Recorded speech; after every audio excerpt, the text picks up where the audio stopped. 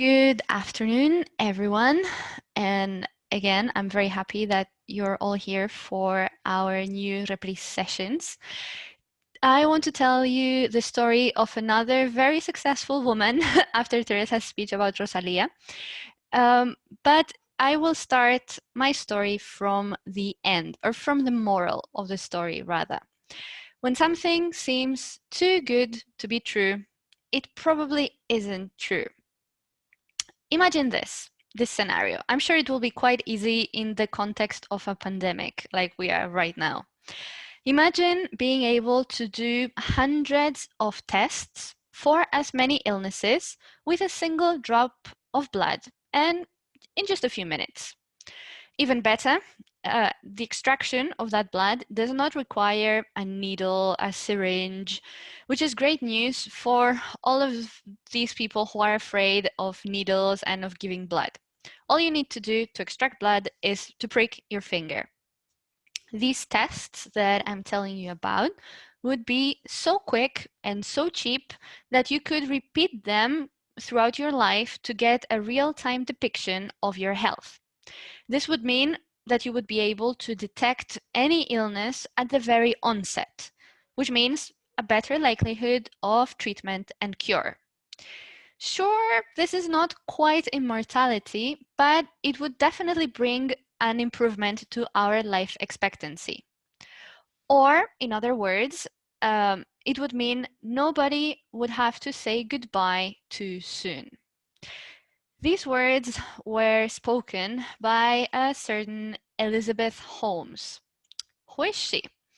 Well, in 2003, at the age of 19, she dropped out of Stanford University and set up a company called Theranos.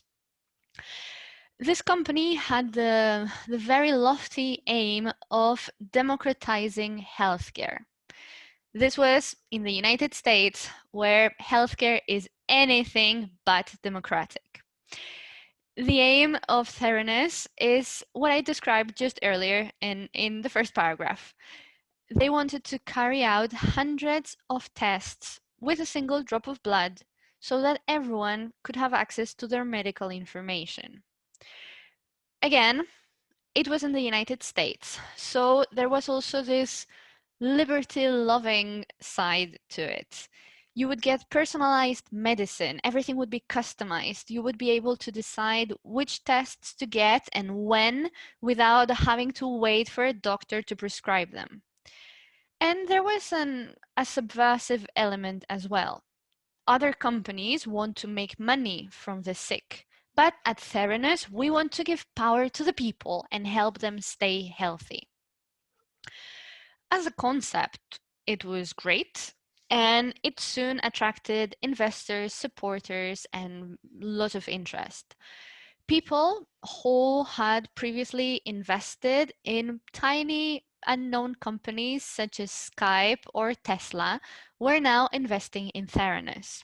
And this, in turn, attracted other wealthy investors. It was a vicious circle. None of those investors knew anything about medicine or science. And by the way, Elizabeth Holmes didn't know much either. But they fell for the idea and for Elizabeth Holmes's charm, and they made hefty investments. And those hefty investments attracted other investors. And when I say investors, I'm not talking about anonymous millionaires or, uneducated people. I'm talking about accomplished and, in theory, highly educated people, such as the former US Secretary of State Henry Kissinger or media mogul Rupert Murdoch. By 2014, Theranos, the company, had an estimated value of $9 billion. And Elizabeth Holmes was very, very successful. For example, Fortune magazine named her the world's most powerful woman. Time, another magazine, included her in their list of most influential people. And she looked the part. She constructed this very careful depiction of herself. She created a whole image for herself. She was a young and female Steve Jobs. She always dressed in black, in very plain and serious clothes. And she created this whole story about her principles and her inspiration, which sounded almost like a religious cult. She turned Theranos into the Apple of healthcare. It was all minimalistic, white, sleek, full of inspirational quotes such as "nobody would have to say goodbye too soon." And it was all about mission and brand and leadership and secrets and being disruptive and innovative. It was all very, very inspirational. I think we can all acknowledge that. A young woman making it in a male dominated place like Silicon Valley was a rare sight. And it was very impressive. But as you can probably guess, it was all a facade. And this is why I find this glorification of entrepreneurship and lone geniuses and being young and disruptive so dangerous sometimes.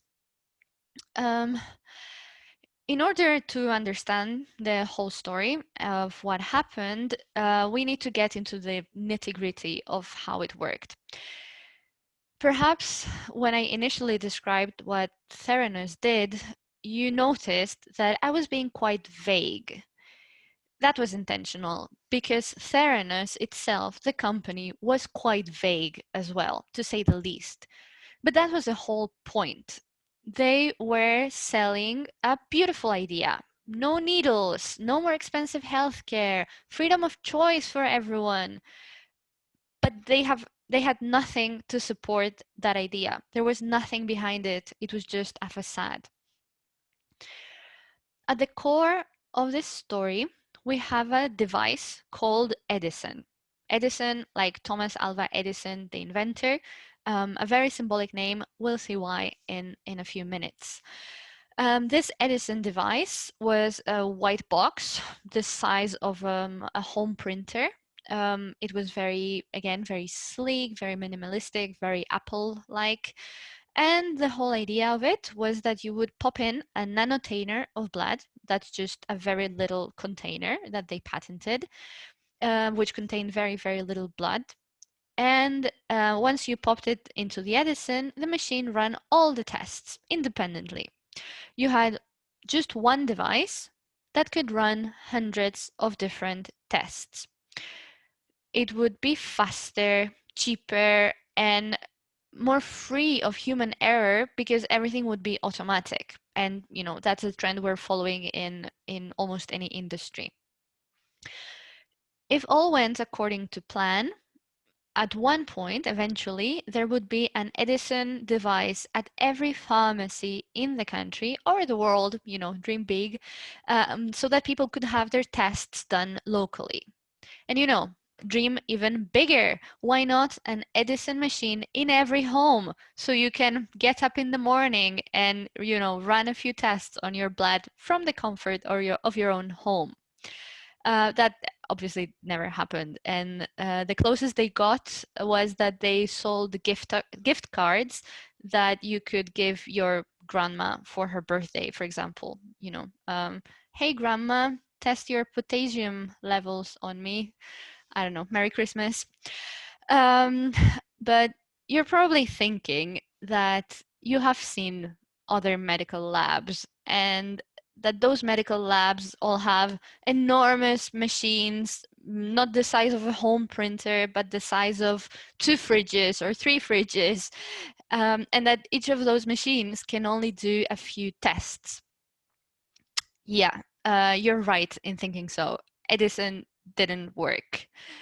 From the very beginning, when Elizabeth Holmes was presenting her idea to professors and experts, everyone said it was physically impossible to have all the bits and pieces and chemicals needed to run so many tests in a single machine, especially if the machine was to be so small. However, Elizabeth Holmes was adamant that she would manage to do it, and hence the reference to Edison. let's go back in time for a moment and I'll explain. I'm sure you all remember, maybe from school, the story of how Edison invented the light bulb. He tried many different filaments, many different materials, types of metal, until he found the one filament that worked, right? And then he had this eureka moment and we had the light bulb. Well, it's actually more complicated than that, as everything is.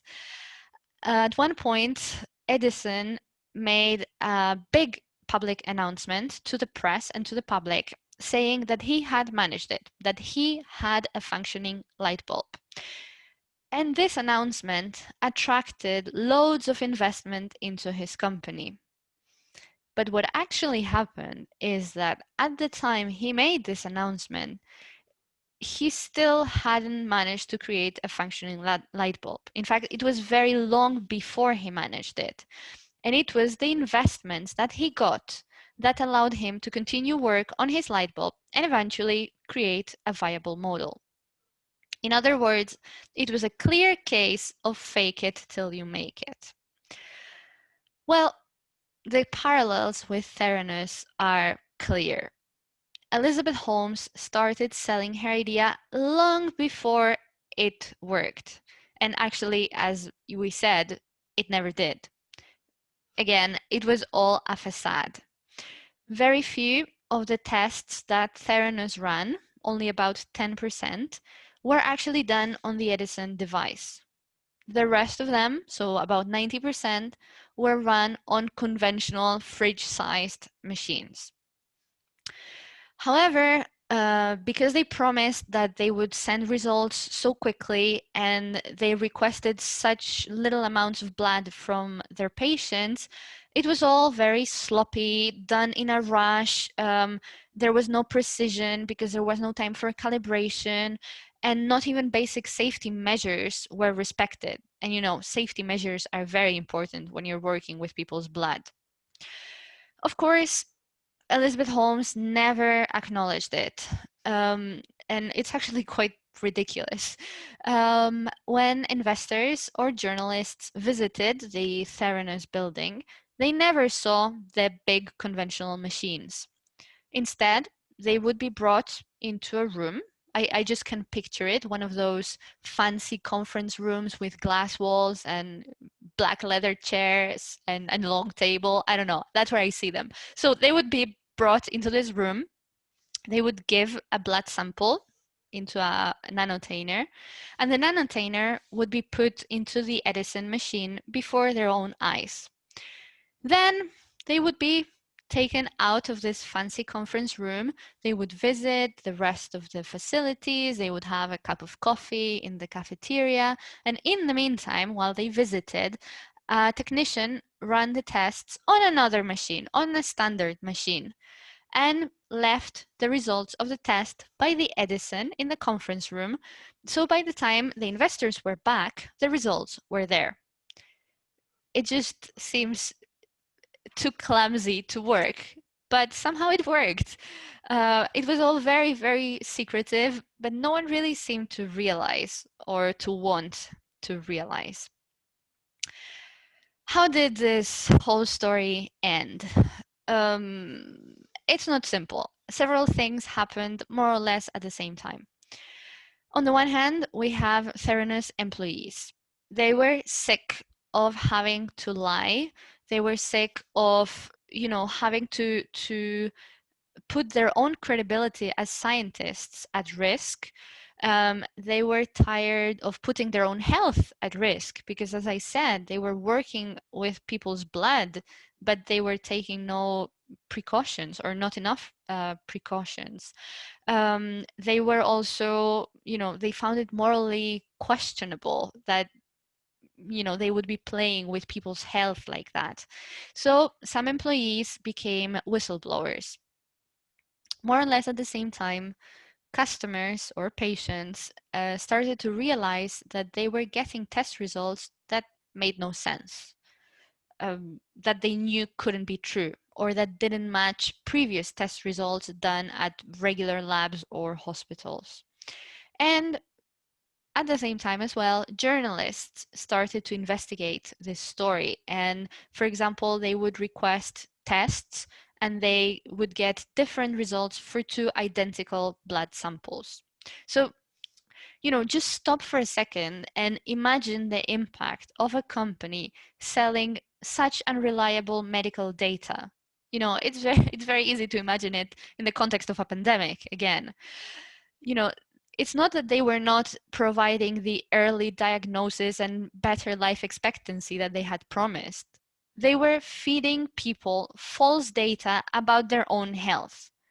Just, imagine the personal impact of receiving some medical bad news that are actually not true, for example. Or imagine the social danger.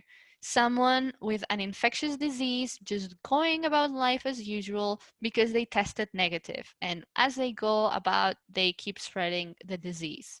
It's just mind-blowingly irresponsible. So in the end, as a consequence of all this, the company crashed. It went from a net worth of $9 billion to $0. There will be a trial against Elizabeth Holmes and her associates for fraud. It's due this October. It might have even started. This is a bit of an old speech, but I honestly cannot wait to see what happens. I'm very, very intrigued. She is a very convincing speaker. She's almost hypnotic. If you look her up on YouTube, for example, you literally won't be able to take your eyes off her. And for that reason, I wouldn't be surprised if she were spared at court.